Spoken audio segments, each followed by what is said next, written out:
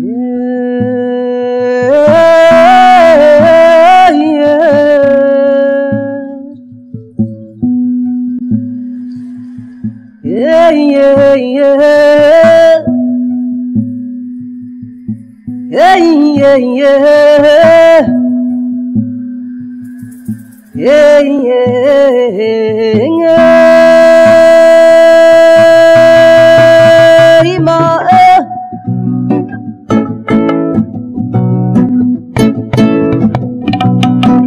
suis Toublou Komi Nkegofoga, de nationalité togolaise, travaillant pour l'Union, fonctionnant de l'Union africaine. J'ai fait une formation d'origine en lettres modernes et actuellement je fais des recherches en histoire du patrimoine.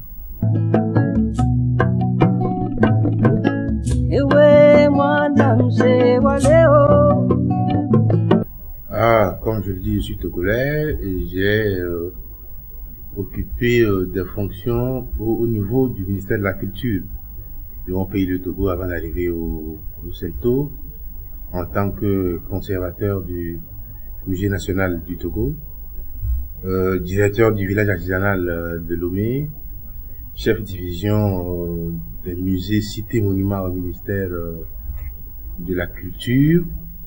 Et parallèlement à ça, je donnais des cours, chargé de cours à l'université de Lomé, au Togo, à l'université d'Abomey-Calavi au Bénin, et à l'école africaine des métiers d'architecture et d'urbanisme de Lomé. Pendant 2 ans aussi en temps, j'ai été chargé de mission scientifique à l'école du patrimoine africain de Porto-Novo au Bénin, qui est une institution internationale chargée de la formation des jeunes professionnels du patrimoine.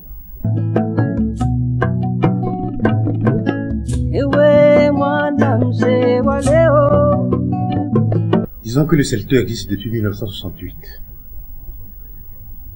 Pour faire une brève historique, je dirais que le CELTO, l'idée de la création du CELTO date de 1974, année où l'UNESCO a lancé le grand projet d'histoire générale de l'Afrique, qui avait pour ambition d'écrire l'histoire de l'Afrique d'une perspective plus africaine, délestée des stéréotypes racistes coloniales qui ont pu justifier la colonisation à un moment de l'histoire. Donc dans la foulée de cette écriture de l'Afrique, on s'est rendu compte qu'on ne pouvait pas écrire valamment l'histoire de l'Afrique sans les sources orales. C'est donc dans ces conditions-là qu'en 1968, le CELTO a été créé comme centre ayant en ce moment-là comme mission prioritaire la collecte et la documentation de l'histoire orale de l'Afrique, au fin donc de l'écriture de l'histoire générale de l'Afrique, qui aujourd'hui s'est écrite en 8 volumes et dans le 9e volume est actuellement en gestation. C'est donc comme ça que le CELTO a été créé. Mais depuis, les missions du CELTO ont évolué. Le CELTO ne se limite plus à la collecte de la mémoire orale de l'Afrique. Le CELTO a aujourd'hui pour mission de travailler au rayonnement de toute la culture africaine, dans sa diversité, dans sa convergence, comme nous disons. Et le CELTO a aussi, en plus de ces anciennes missions, aujourd'hui la tâche de travailler à faire non plus seulement de tradition orale, mais de la culture africaine un catalyseur du développement du continent. Voilà donc résumé les missions essentielles que le CELTO assume aujourd'hui, en plus de sa mission originelle.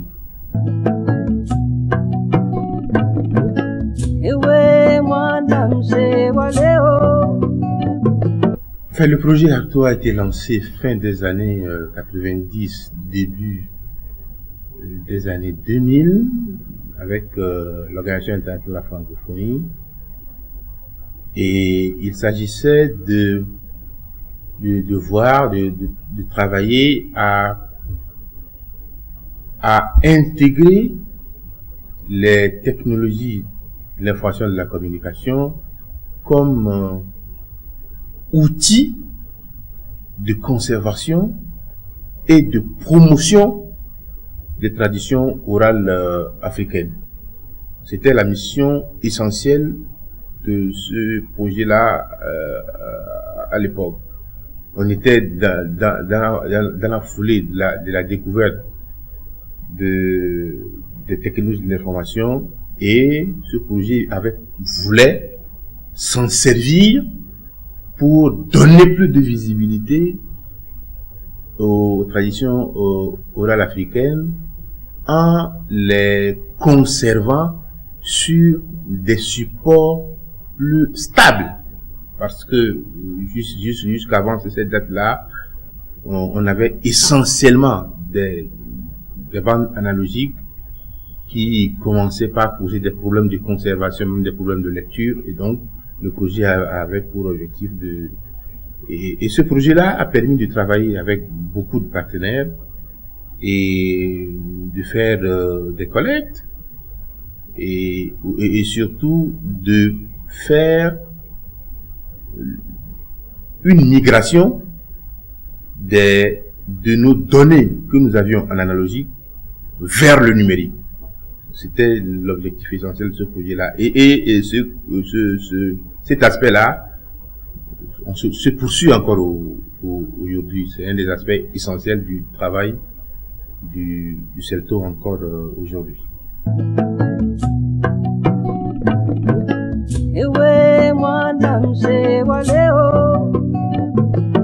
La tradition orale, nous pouvons la définir comme l'ensemble des données qu'une société choisit de conserver et de transmettre aux générations futures, surtout par voie orale. Et donc cette donnée-là concerne tous les aspects de ces sociétés-là. Et vous comprenez bien avec moi que les sociétés étant elles-mêmes en évolution, on ne peut pas penser que la tradition orale soit figée, puisque elle concerne des sociétés qui elles-mêmes ne peuvent pas être figées. Donc la tradition orale n'est pas figée, elle évolue, elle s'adapte à l'évolution des sociétés dont elle est un aspect pour la mémorisation de l'histoire et des différents aspects de cette société-là.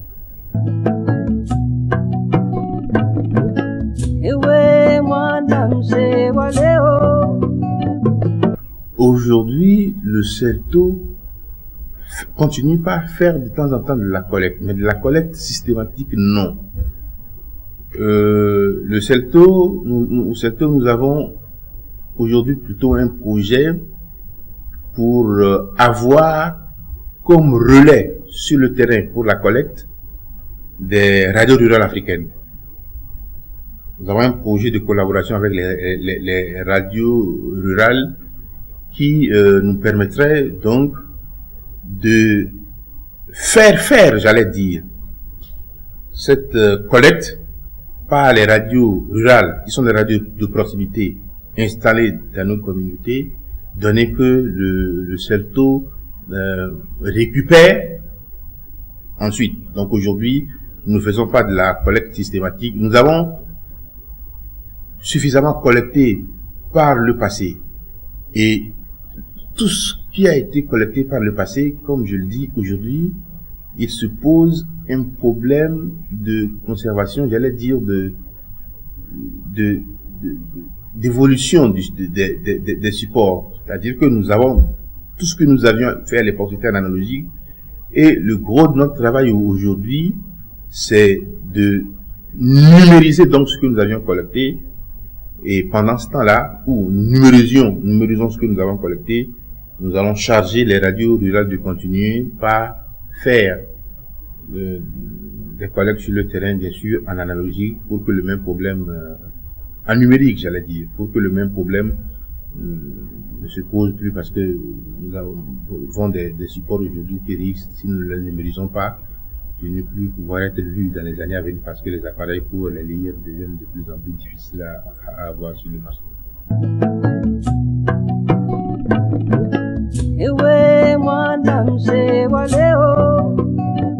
Nous avons une vocation purement continentale.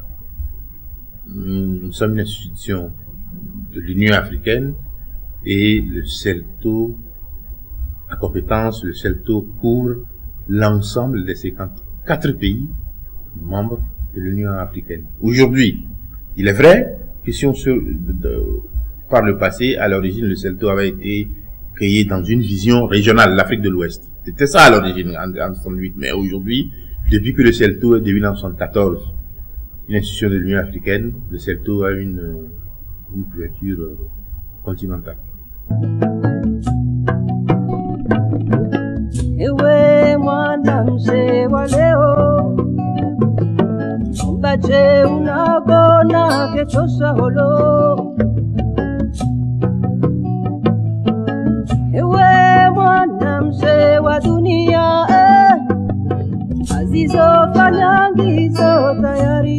Oui, tout à fait. Il y a une coordination, une concertation fréquente entre nous.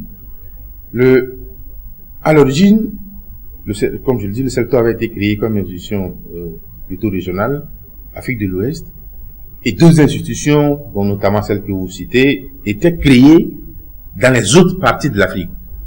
Et le CELTO a toujours travaillé en concertation avec ces différentes institutions.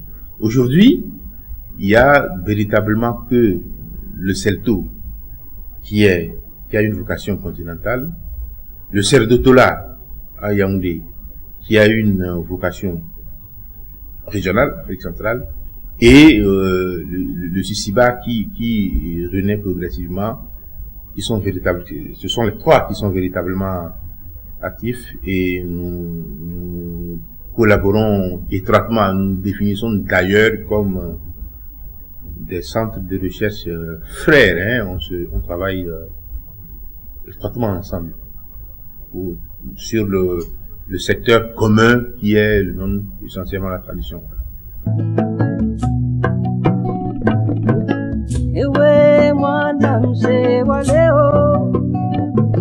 Spécifiquement avec le CERDOTOLA, oui. Avec le CERDOTOLA, le CELTO a un centre de documentation qui conserve tous les documents collectés, qui les archive. Le CERDOTOLA a un centre pareil, et nous sommes totalement dans une logique de mutualisation. D'ailleurs, en juin dernier, j'étais au CERDOTOLA, et nous avions encore échangé et fait des projections sur l'avenir de notre collaboration. C'est totalement dans la logique de faire que nous disposions de fonds communs. C'est-à-dire que les données du fonds documentaire du CELTO sont accessibles par le CERDOTOLA, et l'inverse aussi. Nous sommes dans cette logique-là.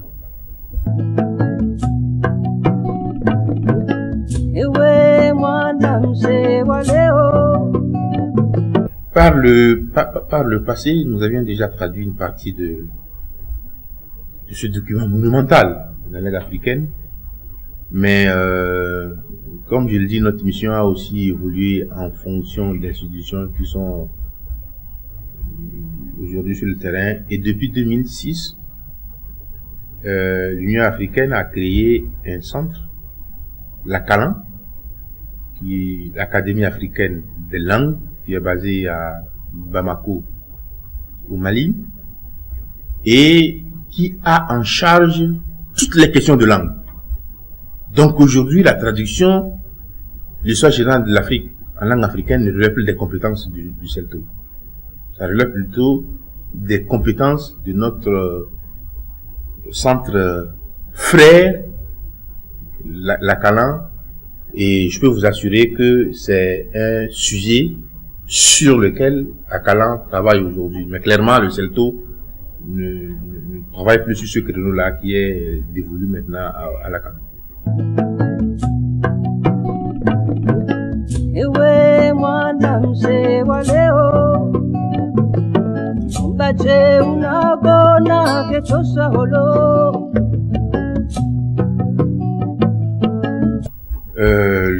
Le CELTO, on n'a pas les compétences en interne pour faire ce gigantesque chantier-là. Ce qui nous amène forcément à collaborer avec les universitaires et donc un peu partout sur le continent. Et en fonction des thématiques qui sont choisies, nous avons des conventions soit avec des chercheurs individuellement, soit avec des laboratoires de recherche dans les universités africaines qui nous appuient à d'abord parfois élaborer des projets, à les exécuter, à les conduire, et aussi, et c'est un aspect important, à publier les résultats de ces travaux-là. Donc aujourd'hui, nous avons plutôt des conventions avec des chercheurs et des centres de recherche universitaires en Afrique pour assurer valablement les missions qui sont les nôtres et pour lesquelles, je le dis encore, nous n'avons pas à la date d'aujourd'hui des compétences en interne au niveau du CELTO.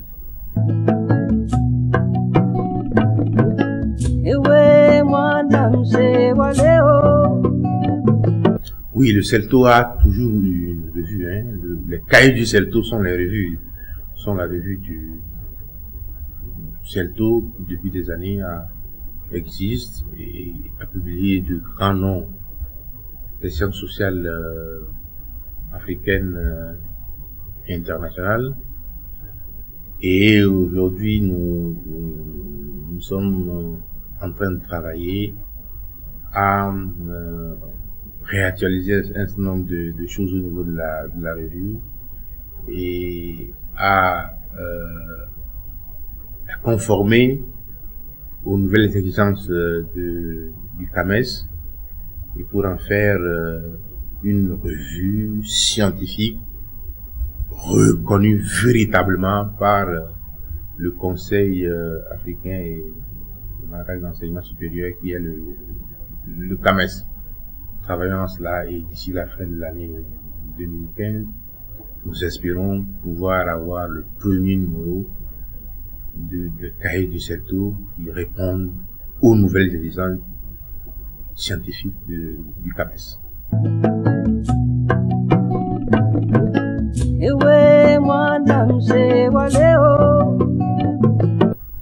Absence de communication, je ne pense pas, parce que le CELTO a un public cible. Nous sommes un centre de recherche et dans le monde des chercheurs, des enseignants chercheurs, je ne pense pas que le CELTO soit si méconnu que ça.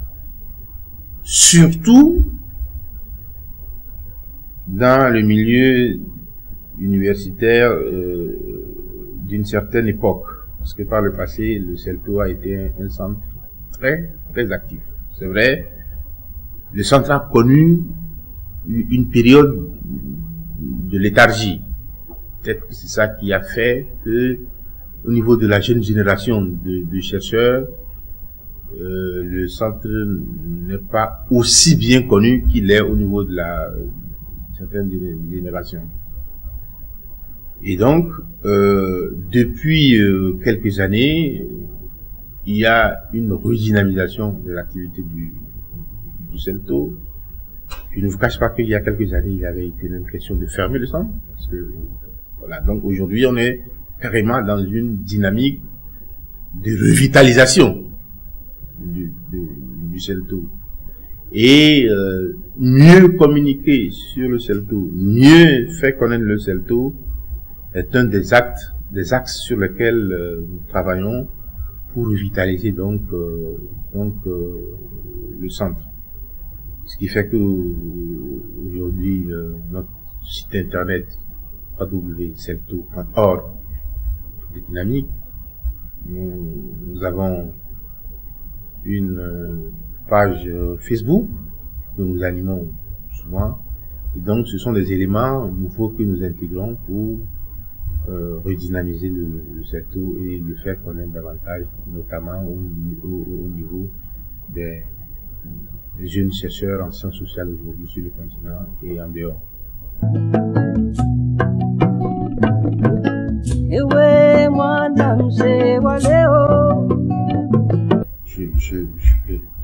Je donne l'exemple du projet ACTO. Le projet ACTO a changé totalement la façon de changer, de travailler, de voir les choses. Parce que, comme je l'ai déjà dit, nous avons un grand fonds documentaire, mais avec les technologies de communication aujourd'hui, on est en train de numériser ces fonds-là et ça va les rendre plus accessibles. Parce que ce n'est pas très juste de penser que pour consulter les fonds CELTO, il faut forcément venir aujourd'hui au CELTO. Donc là, nous avons numérisé, et nous sommes toujours en train de le faire, et après cette numérisation, et même durant cette numérisation, nous avons fait une seconde étape qui a été de mettre sur support numérique, donc des DVD-ROM, des données certaines données de la tradition orale. Et la prochaine étape, c'est que nous allons mettre Internet à contribution en mettant certaines données accessibles sur notre site. Il y a encore des questions techniques et juridiques que nous n'avons pas encore réglées, que nous sommes en train de régler, mais à terme, cela nous permettra de diffuser certaines données sur notre site internet et peut-être imaginer derrière un modèle économique qui permettrait aussi d'avoir des fonds supplémentaires pour faire certaines activités de numérisation en plus. Donc aujourd'hui, il est clair que nous profitons énormément de l'Internet. D'ailleurs, le projet ACTO, quand il avait été conçu à l'époque, quand le projet était à sa phase très active, il avait été créé par l'organisation de la francophonie, un site internet où tout ce qui était collecté était stocké. Depuis, le site a été, nous avons récupéré les données, le site a été désactivé, nous avons gardé les données. Mais, aujourd'hui, on ne peut pas se passer des nouvelles technologies, de l'information de la communication, si on veut faire une bonne valorisation des fonds dont nous disposons, et ça, c'est un aspect important du travail que nous faisons. C'est ce qui justifie d'ailleurs que c'est tout. Il y ait un service documentation. Nous avons un service documentation qui travaille sur ces aspects-là, de la conservation et de la valorisation scientifique, parce que s'il faut conserver que pour conserver, problème. Il faut valoriser ce qui est conservé. Et notamment pour valoriser de manière scientifique, il faut que la communauté des chercheurs ait accès à ces données-là. Et on ne peut pas dire que pour avoir accès à ces données-là, il faut forcément venir sur le site physique du CELTO. Donc, nous travaillons à imaginer des scénarios par lesquels on pourrait rendre plus accessible nos fonds avec l'aide des technologies de l'information et de l'Internet.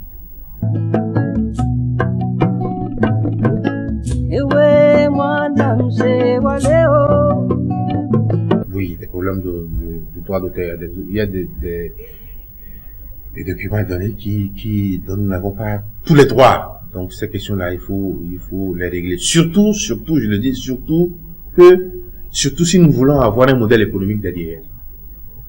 Je crois qu'il faut aller vers les documents qui peuvent être accessibles gratuitement et sans contrepartie. Ces documents-là, on a le droit, ça c'est pas un problème. Mais nous voulons que derrière le document, nous voulons avoir un modèle économique derrière la mise accessible de ces documents-là. Et si on veut avoir un modèle économique, il faut régler des questions de droit d'auteur derrière, sinon il va se poser de sérieux problèmes qui ne vont pas résoudre.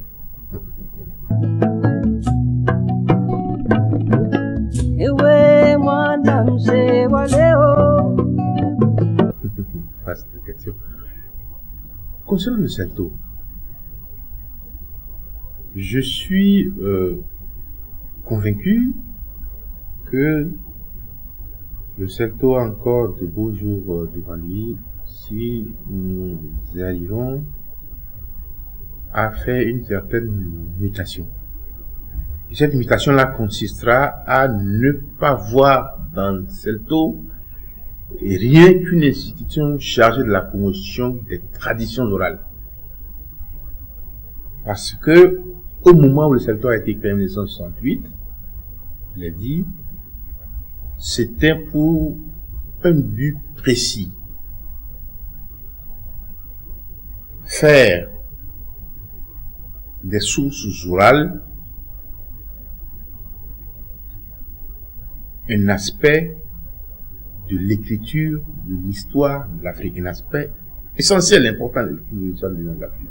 Aujourd'hui, cela a permis d'écrire 8 volumes. Le 9e volume est en gestation.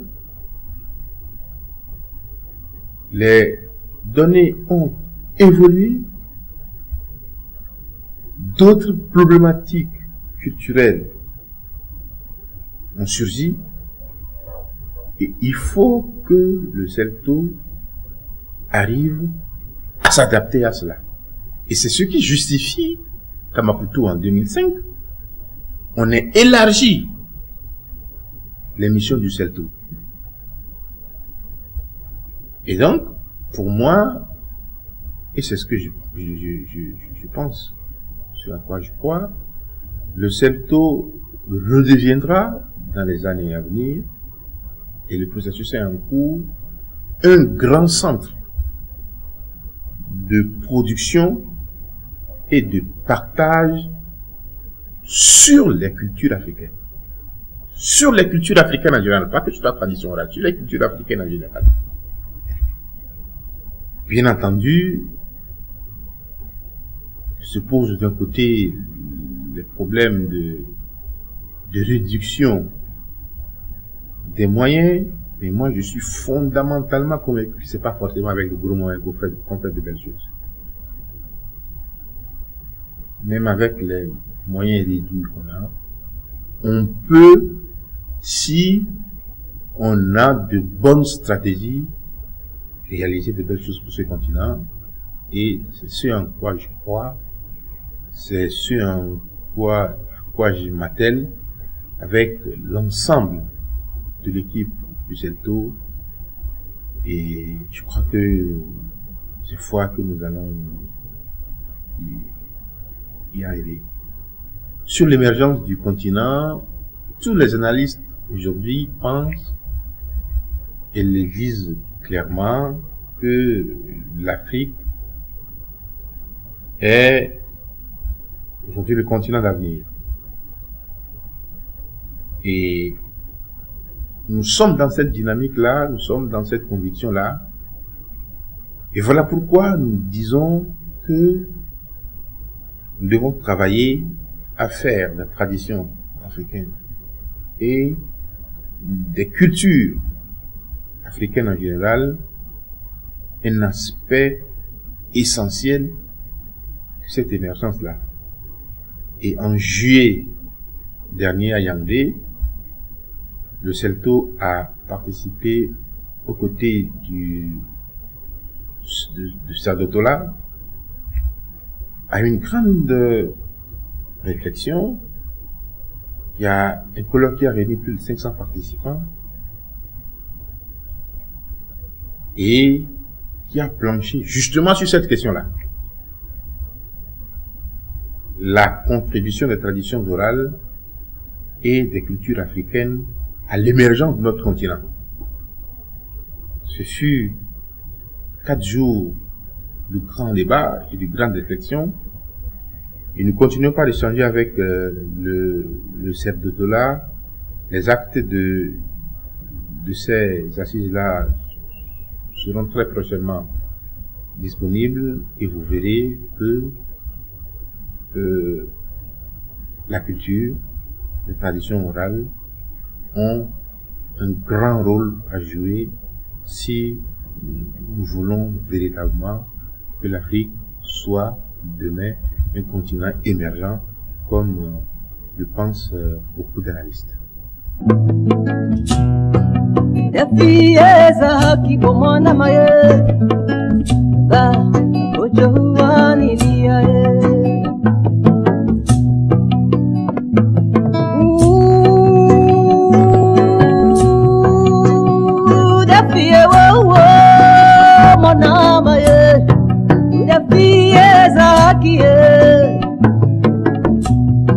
Ako Joani dia